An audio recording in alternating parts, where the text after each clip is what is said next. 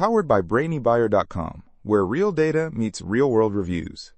If our side-by-side breakdowns save you time and money, please tap that subscribe button so we can keep digging for the truth behind the specs. So, we're looking at two Weber grills, the Traveler and the Summit S-670. Big difference right off the bat. Portability. The Traveler is, well, Treasaby, Travelers. Yeah, the Traveler is only 32 pounds and designed to fit in a car trunk. The Summit S-670? Forget about it. That thing weighs a asterisk lot more, right?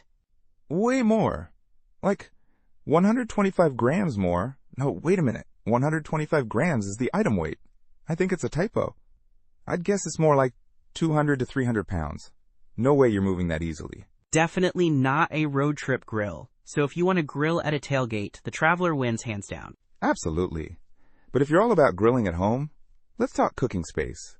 The Traveler fits about 15 burgers. The Summit. Oh man, the Summit is a beast. 624 square inches of primary cooking space and 145 on the warming rack. You could cook for a small army. Plus, it has 6 burners. Yeah, just one burner on the Traveler. But it does have a high to low temp range. What about BTU output? The Summit cranks out 60,800 BTU from the main burners. It also has a side burner, a sear station burner, a smoker burner, and a rotisserie burner. The Traveler only has 12,000 BTU. Okay, so the Summit's a powerhouse. Price-wise, there's a big difference too. The Traveler's around $450. And the Summit? Almost $3,000. You're paying for all those extra features, the size and the stainless steel construction. Stainless steel, yeah. The Traveler's porcelain-coated steel, so it really depends on what you need. Portable and affordable? Traveler. All the bells and whistles and a massive cooking area? Summit S-670. Plus, don't forget the lights on the Summit. Grill out lights. Oh yeah. Fancy.